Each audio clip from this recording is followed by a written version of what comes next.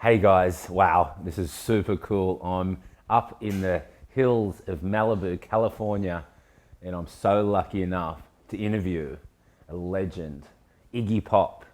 I'm going to sit down with him right here and get to know about Iggy Pop. Come join me. Oh God, there's too many jellyfish. It's such a wonderful life. It's such a wonderful life. It's Malibu's paradise. It's such a wonderful life. Hey guys, welcome to another Occ-Cast. I'm here in California, and this is unbelievable. It's an honor. I feel honored to be interviewing Iggy Pop. Hey, Iggy. Occy, how you doing? So nice to meet you. We had a little chat before. Yeah. You like surfing. It looks like you surf. You're still so fit. You got the hair. Have you ever surfed or you surf? You know, once in my life, was a nice man named Bobby Kong. Oh yeah. And I met Bobby down in Baja California in it was late 80s, early 90s. And he got me up once. It was a choppy day. And mostly I paddled, you know, and I kept trying to get up. But once I did get up, the kick was after the endorphin. Okay. You know, when it, oh. And you got the. Oh, God, you know, I You got feel the thrill of the great. ride, Yeah, so that was really great. But I don't surf. I've got one leg is shorter than the other. Okay. It would be a big. That'd be difficult. I got enough to handle, but I'm in the water All the time. all the time. Oh, you're swimming and all stuff in the the ocean. time. You love the man. ocean. I just loved it all my life. And I can live tell in- with the. I live in Miami. Yeah. and, So you're always swimming and and stuff. I go to the islands a lot. In the sun, swimming. I got a pool, and that's okay, but the You like ocean, the ocean is the the one, ocean, yeah. you know. Yeah. Oh, nice. so- Nice.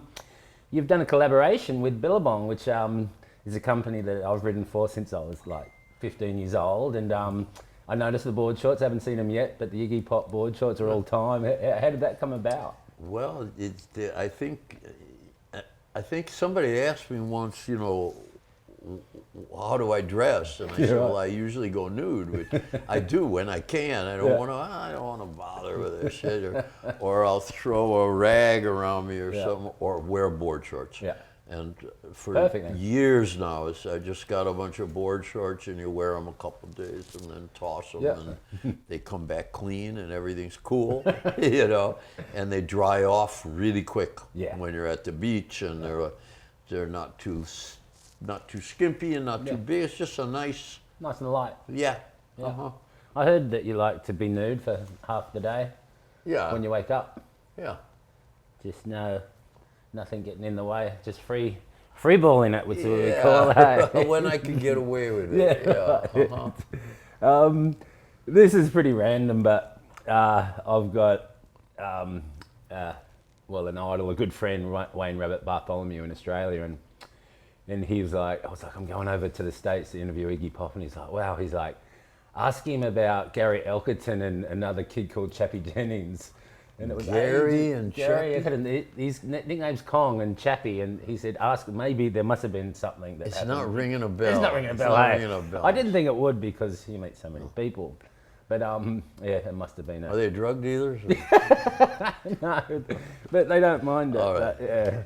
But, I'll get back to the start. And did you grow up in California? No, I'm from Detroit. Detroit. Wow. Yeah, but there are a lot of, Michigan, which is shaped like this, is surrounded by three very large lakes. Huron, Michigan, and Superior. Yep. And then we've got a bunch of lakes. It's a pretty flat state with a lot of little leftover lakes that didn't make it into the big lake. So it's an aquatic vibration there. I grew up there. Until what age did you? I left. I kept trying to leave once I hit about 18. 18. But I finally really left for good when I was, 1972, 25. Finally, I moved to London. From London to LA to Berlin, Berlin to New York, New York to Miami. So I've lived Berlin. those. How's Berlin? Well, luckily, they do have a few lakes. Oh, they do? Yeah, they got So- some nice lakes. Okay. As a matter of fact, but You mean you you swim- can't surf. You can't surf, No, but you swim in them. and it's cold, but you can Cold, go yeah. swimming and you can just enjoy Yeah. the waterfront presence. Yep. Berlin was good at the time. It was the 70s. 70s. The wall was up, Oh, and they broke down the wall. and it sort of kept out. I like to say it kept the assholes out. Is what it basically, you know, like people from the entertainment industry in America would come over to visit, and they'd get nervous, which is great. Yeah. So you know, it's like, what are you guys doing here? But you know, it was a repository of European culture before, pre-World War II. Okay. What was left Yeah. was it was a really good experience. You're on the right side of the wall. For a few years. Yeah, we were on the right side. You could go over. good. You go over to Checkpoint Charlie, and Mm-hmm. you have to give them. You have to change some money, and then you could walk around.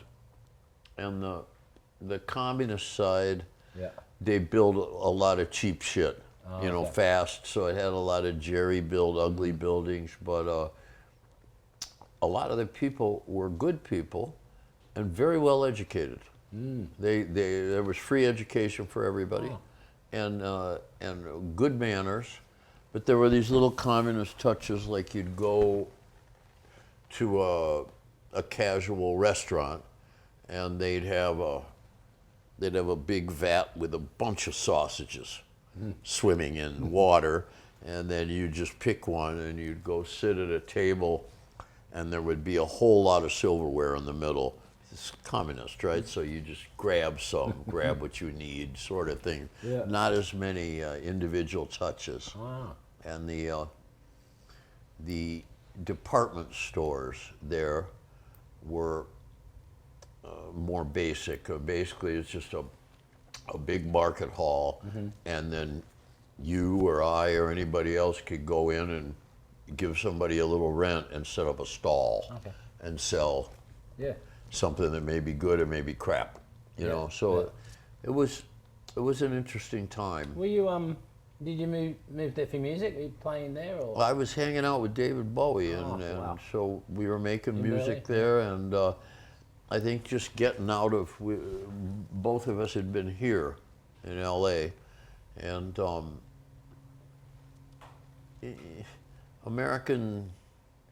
American culture revolves around, Yeah. yeah. Show me that. Yeah, show me the dough. So sometimes that's fine, Yeah. but when it spins too far, it's not a bad idea to get a little remove, maybe From get it. some fresh input, Yeah. Okay. you know. Helps with the music, I'm You know, sure. so yeah, it can be good for your music to Yeah. step back a little bit, you know. And then you came back to California at what age? Well, I went to New York really went to New York, sorry, from Berlin. I was in New How long have York. you been here for that now, though? I've been in Miami. I was in New York 20 years. Okay. Oh, you don't even live in California. What? You don't live in California. No, I don't live in California. I'm here for a gig. You're here for a gig. I'm doing a gig the night after tomorrow. I'm doing Sunday night. the Fuck Yeah Festival. Oh, yeah. Yeah, along with a lot of good people. Oh, So unreal. That's what you're here for. I'm here for that. Oh, cool. Yeah.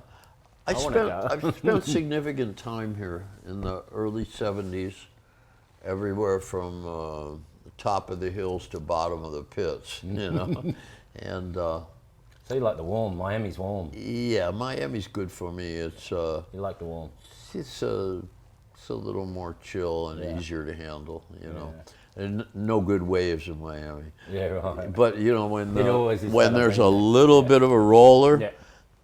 boy, you should see how many guys break out the surfboards They and do, go, hey. "Oh, that's a big day!" You know, yeah. It's And like they Cocoa kind Beach, they have a it's little like that. gentle ride, just like a 3-foot wave or something. That's yeah. where Kelly's from. Yeah.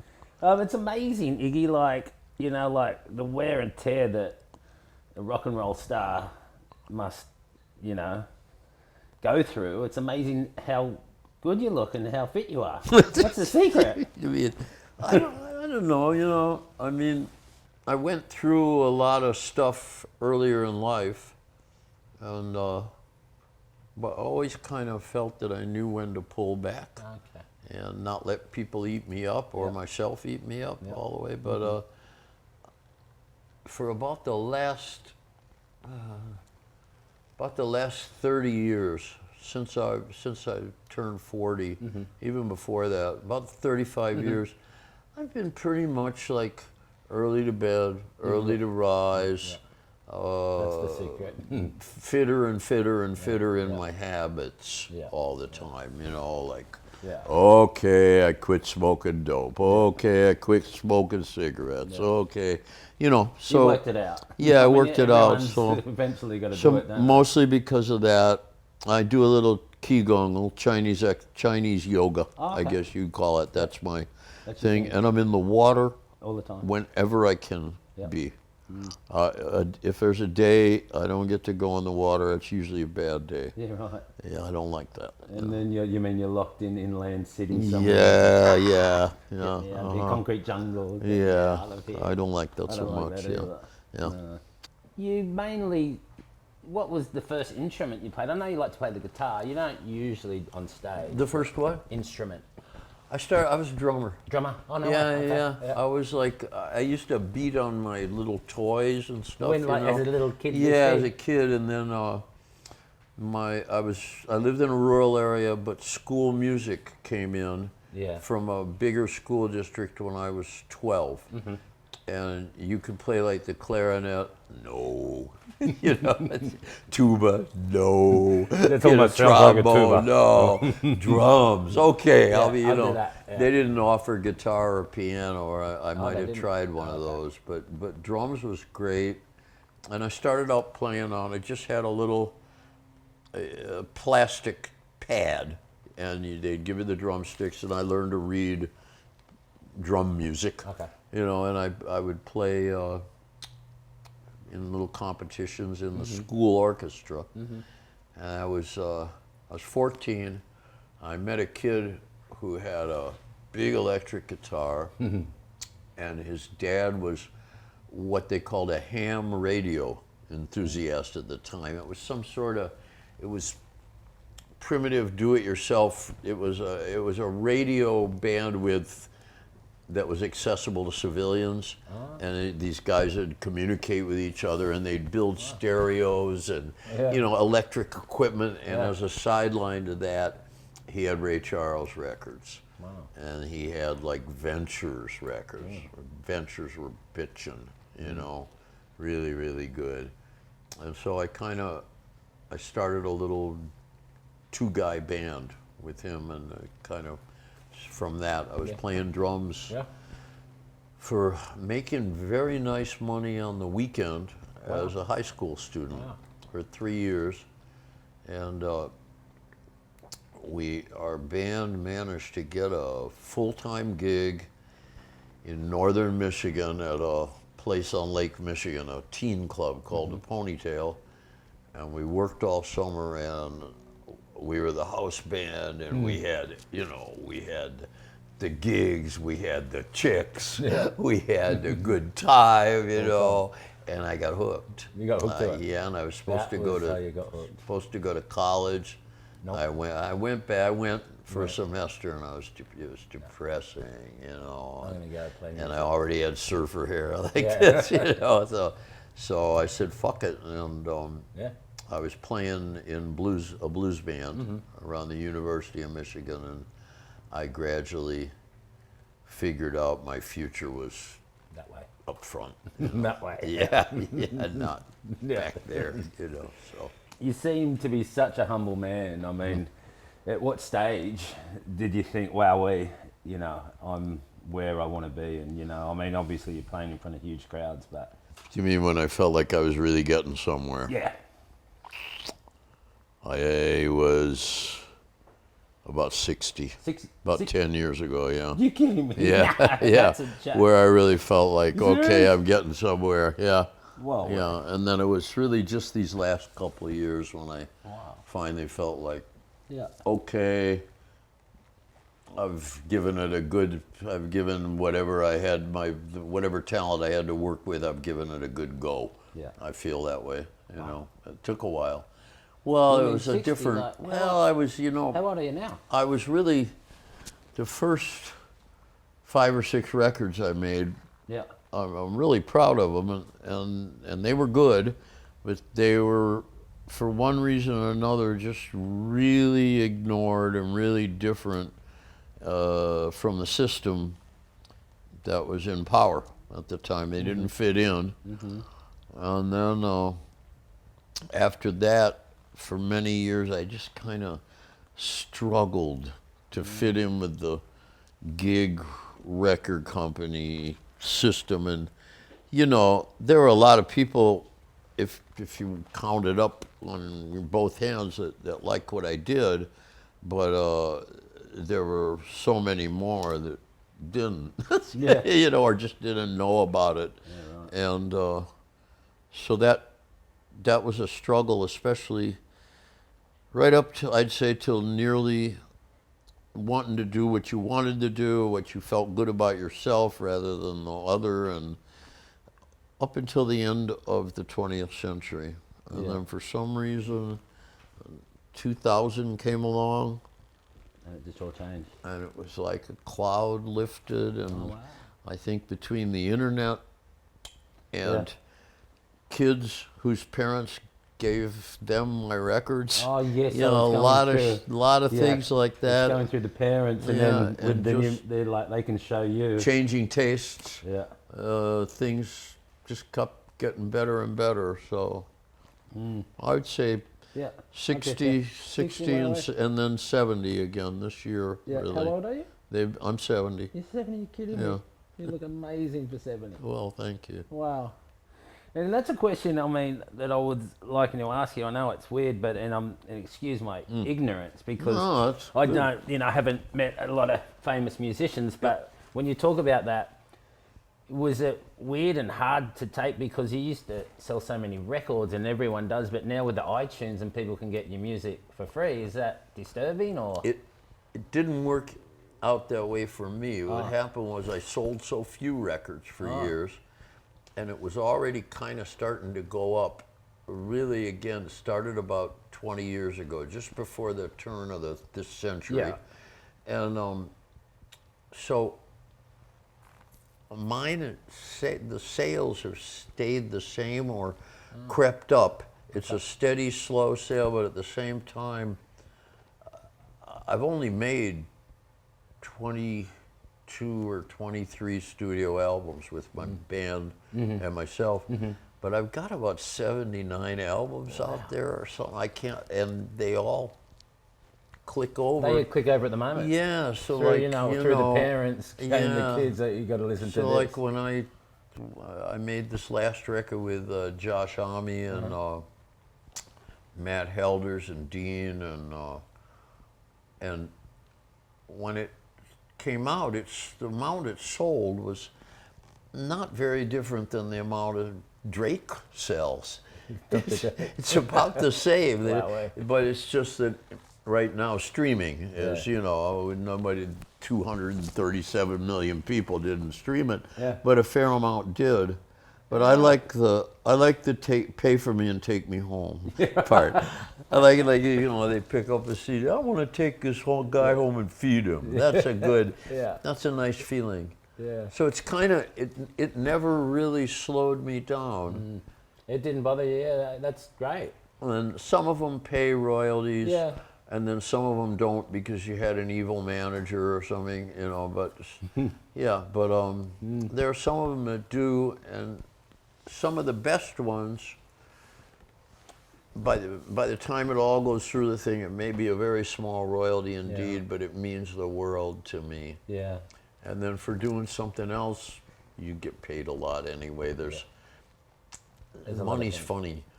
You know, comes in it'll work fast, out, you know. Yeah, just as long as you're alert when you grab, you know, you can manage something. Yeah. So I don't worry about it. But for other people, it's different. For sure. Yeah. Yeah, I'm No. sure. Yeah. Yeah. Oh, that's great. Iggy, let's talk about crowd surfing. I think you invented crowd surfing. Well, kind of. Kind of, hey. I'd love it. I've seen it. You do it, and it's crazy. Have you ever had any mishaps jumping into the crowd? Sure. Different times, right.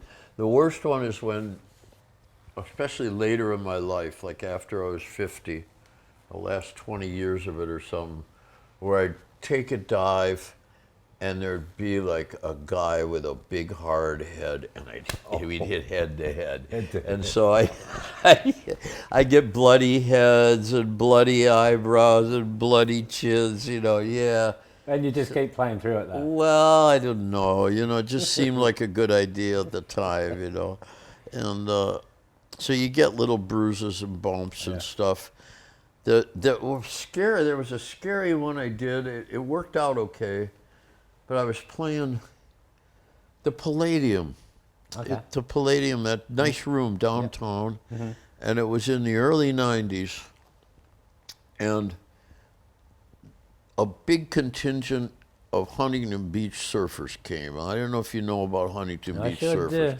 But those are some big, rude boys, right? And they're all in the front. And they got their flannel shirts and their bobber boots on and everything. And I thought, I gotta dive. I gotta show these guys I'm not scared of you, So I did this big ass dive, and I went down, a long way, and I felt the old spine, but nobody. They could have. Somebody could have just given me, and that You're would really have been putting yourself out there. because there's, those are rude boys, but they were cool. Yeah, and they're drunk and stuff. And Yeah, but they were good to me. Yeah, cool. They were good to me, That's so very nice. it was cool. So they should be. It's a question I'd love to ask is when you do play, in front of like a massive audience, how long does it take? You must have so much adrenaline going through. How long does it take to wind down and go to sleep? After. Yeah. That's interesting. I'm finding lately, when it's a really good gig and when you connect hard with people and they really give it to you,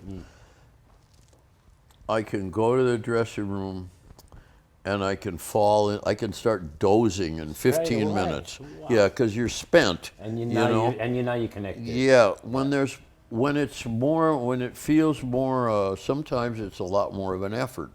And it's not necessarily, you're not getting,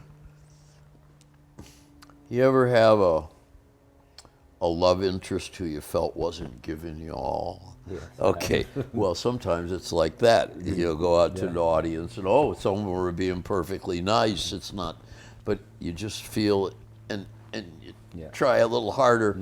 Those gigs, then sometimes you're up all night. Just wondering, thinking about it, kind of just, What's more common, whether I'm up all night or not, is I'm not going to sleep a lot after the gig. It'll be 3 or 4 hours, and the adrenaline wakes you up, Wow. But it doesn't feel too bad lately. It's okay. Yeah. Cool. You're getting used to it. I can't even remember what, when I was quite young.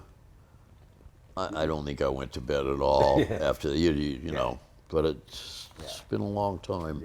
Yeah. Musically, Iggy, I'm wondering who influenced you and who did you look up to musically? Like, did you have anyone? Boy, so many. So many. Bo Diddley. Bo Diddley, the deceptively simple structures of his songs, the call and response, and yet when you looked into it, there was real punch in the guitar, real punch in the drums. James Brown for precision, and when he got beyond his R&B phase and into his funk, the use of space in the groove, there was like all this empty space and everything's twisting and turning, and it was a very, very big for me. But those are two of the big ones, and then any of the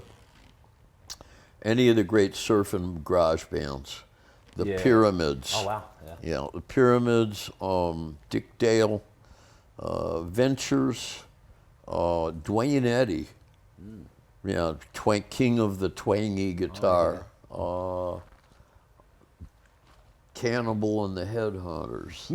Yeah, really. I like the Kings, man. Oh, yeah. I saw the Kingsmen play twice, and once when I was in the Iguanas, my high school band, when we turned pro briefly for the summer, we opened for them, for the Kingsmen, and they were a really, really good bar band. You The know? Iguanas? No, the Kingsmen. The Kingsmen. We Iguanas, we were okay. Yeah. It's a cover band, but the Kingsmen were bitchin'. Yeah. A bitchin' band, man. Wow. Yeah. Billabong, we done a movie way back in the day and we called it Green Iguana. You did what? You had an iguana in it? We done a surf movie, Jack McCoy, and we called it Green Iguana. Oh, cool. So, yeah, it was, well, the green ones are really, really Yeah, they're aggressive. nice. They'll come right up and eat. Yeah, I had one. He ate my lunch the other day. I let him come up, Yeah. and he looked at me like, "Fuck you," and he's like eating. He's right on just two little hands on the plate, you know. And I liked him. I liked him. We get a lot of them in Australia. You've been to Australia a few times to play. Yeah, I don't know how many times. At Probably least a lot. So At least it probably has to be 5. 5 times. Okay. I'm just guessing. Are you coming back to Australia to play? Do you think? I don't have plans Not at to the go moment. anywhere till I'm not this year. Yeah. And next year I'm not going to tour. I'm going to take a you're gonna year take a not break. doing it. So if I do, it would be 2019. Okay. It's possible. I'll change the subject, but you wrote a song with David Bowie. I love David Bowie. I can't believe that you guys are friends, and you must be sorely missing him. Sorry. It's Really sad. Hey. it's these things are people. Everybody's here and everybody's not at some point. Yeah. You know. Yeah, it's true. You wrote the song with him, China Girl, which Yeah. is such a nice, beautiful, mellow song for you, I guess. It's a what kind of It's not like hard rock and No, roll. It's no, a beautiful, exactly. mellow song. It's a beautiful song. He had a little. He had his son's toy piano in the basement and some toy drums. So he was playing that melody on the toy piano. I accompanied him on the toy drums No way. and recorded it on a $25 Philips binaural machine. This cassette machine used to be about this big. It weighed like 10 pounds, you know. It was a useful machine, though. And the Chinese government was beginning to reach out to certain countries through little kiosks. Where I don't know if they did it in Australia, but in Middle Europe, for instance, you could go to the little Chinese kiosk and buy new Chinese rugs, Chinese propaganda books, the little red book of Chairman Mao, you know, all that stuff. And I thought, well, this is a significant shift. And at the same time, I was making it with a Vietnamese girl in France, close enough. And so the idea for the song matched the way the melody sounded on a kid's piano, because the intervals sounded vaguely Chinese. Okay. So that's how that all Okay. kind of came about. Okay. It was kind of meant to be a geopolitical romance song. Yeah. Not unlike the themes in the movie Sayonara with Marlon Brando. Yeah. Yeah. Or That's did good. he do Tea House of the August Moon? One of them. Okay. There was one of the. Yeah. Yeah. I watched the movie Gimme Danger. Oh It was yeah. all time. Did you love, how it projected, your whole career? And I think they called it all perfectly.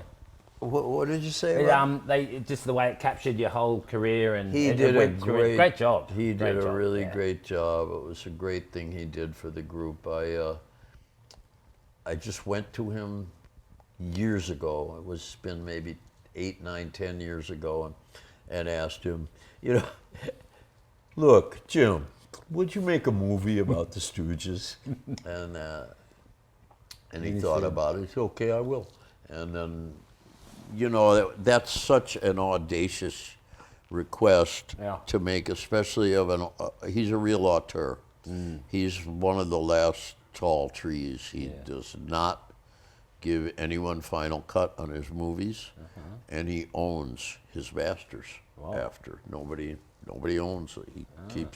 He retains control and sacrifices what he has to do his thing.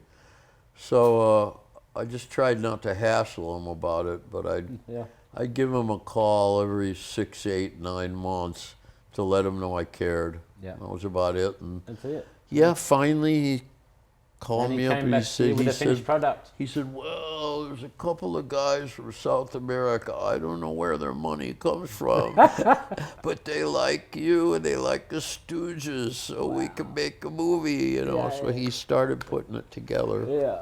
And all time. he showed a lot of humor and forbearance. I thought it was very good. I thought it was really cool. Do you still have a pet cockatoo named Biggie? I do have a pet cute. cockatoo. How's Biggie doing? But Biggie's has a better life than me, really. You know, he's always in a great mood. He doesn't work. No. You know, he eats gourmet foods. He eats she holds just little cinnamon sticks, you know, from the gourmet section at the human market, and certain treats he gets, and he's basically my wife's project, you know. But I like him, and when I'm home, I try to take him for a little tootle, you know, a little tootle around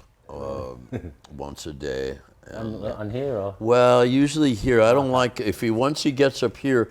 It's interesting. These male cockatoos are, once they start feeling their little cockatoo balls, you know, and flaring and everything, then the next thing you know, you got Godzilla on your hands. They got attitude. Yeah, they get a lot of attitude. So I try to keep him here, and once in a while, he's not clipped.